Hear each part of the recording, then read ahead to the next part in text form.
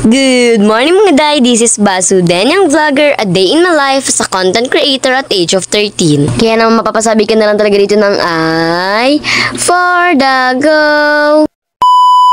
So, today is mag-after school vlog naman nga tayo. Gawa ng puro na lang talaga morning routine. Ang vlog na ito ay mga kaganapan ko nga lang ngayong August 21. Kube ngayon lang talaga naging ganito yung kaganapan ko after school. Uwi na nga po pala kami ni Princess din sa mga oras na yan. Kami dalawa lang nga po pala magkasama. Gawa ng iba namin mga kasabay dati ay nag-athlete na nga ng biglaan. Bumili na muna ako dyan ng sliced bread bago ako umuwi at pagkatapos ay umuwi na rin nga po pala ako. Diba napakabilis ng mga pangyayari. Hacker dyan naman ako at maglalakad na naman ako sa buki. Baka mabitin kayo for today's video. Hindi ko naman kayo bibitinin, kaya naman kung mabibitin nga talaga kayo, mag-a-day in my life na ulit tayo bukas. Iwalag pa nga sa mga oras na yan, gawa na alas 4 pa man lang din nga talaga naman, napakaaga pa nga talaga. Ako pa nga talaga yung nauna kila Dada. Naka na rin nga po pala ako sa mga oras na yan, bali nakachinelas na nga lang po pala ako dyan, gawa na hindi naman pwede ilakad yung heels ko dito sa farm. Black na lang talaga kung hindi nga talaga magkaroon ng mga putik-putik tong black shoes ko. At pagdating ko pa nga na itong si Muana ay sumasalubong na nga, pero syempre dito yun diretso kundi kila mama. Yun naman nga si Easter matat-natat nga makapunta dito sa akin. Nakala ko nga ako yung sinusulubong, yung pagkain pala. Ito niya kasi na may dala akong tinapay, kaya naman ayan nga, yung tinapay nga talaga yung gusto niya diyang kuhain. Sobrang pagod nga talaga maglakad, gawa na ang farm nga namin medyo malayo-layo nga talaga sa kalsada. Kaya naman pagdating ko nga ay naghilamos nga lang po pala ako at nagpalit na rin nga ako dyan ng damit para fresh na nga tayo. Sabi maghihilamos lang, pero ewan ko ba kung ba't napatiktok ako dyan for today's video. At pagkatapos ko dyan sumayaw-sayaw ay kumuha na rin nga po pala ako dito ng baso, gawa na magtitimpla nga tayo for today's video ng Milo, gawa na bumili nga ako ng Milo. Kasi yung Milo na binili ni mama nung nakaraan, kaya naman talaga bumili na nga talaga ako na meron akong mainom for today's video na mainit. Today's school vlog talaga ay medyo marami-rami na nagaganap sa akin. Ang kaso nga lang, hindi ko nga talaga lahat na videohan. Hindi ko na nga talaga na video din yung mga kaganapan ko na nasa school na isa nasa bahay na nga ako. Gawa nang hindi nga talaga naka full charge yung cellphone ko. Tapos kung mga daylobat yung cellphone ko, kaya naman ayun talaga naman paunti-unti nga lang talaga yung video ko. Paus na naman nga basta din yung vlogging nyo. Gawa ng gabing-gabi na nga, alam nyo naman kapag matanga na talagang paus na nga talaga ako na. Siguro pag mga nag 10 o'clock na nga pataas, ay talaga naman paus na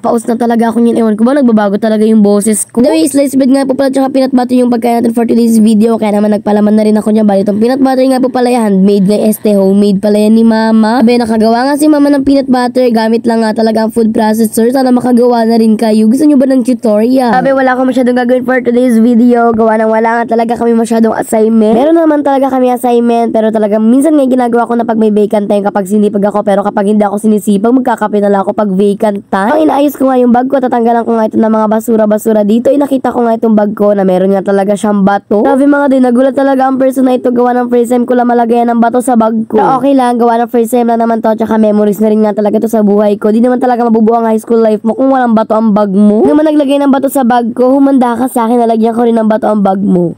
Huy, hindi tayo magbabalos for today's video. Tawang tawa pa nga ako sa mga oras na yan, gawa na nahiya pa nga talaga yung maglalagay ng bato sa bag ko. Maliit pa talaga yung nilagay niya. Nilagay niya rin nga po pala yun sa may pinakamabilis nga lang po pala ilagay, kundi yung walang zipper. Sabi ha, parang sinut lang talaga siya sa bag ko for today. Naman na kumain na nga po pala ako sa mga oras na yan ng gabihan ko. Diba yun lang naman yung mga kaganapan ko pagkatapos nag-shoot naman nga kami dito ni mama para sa Tarinda Water Battle Challenge. Yun lang naman nga po pala for today's video. Diba wala masyadong mga kaganapan. Gawa ng simple lang talaga ang after school vlog ko for today. Ako ba na tiyempoan pa talagang walang assignment, kaya naman yun lang nga po pala for today's video. Yun lang, salamat and God bless. Thanks for watching. Flaps.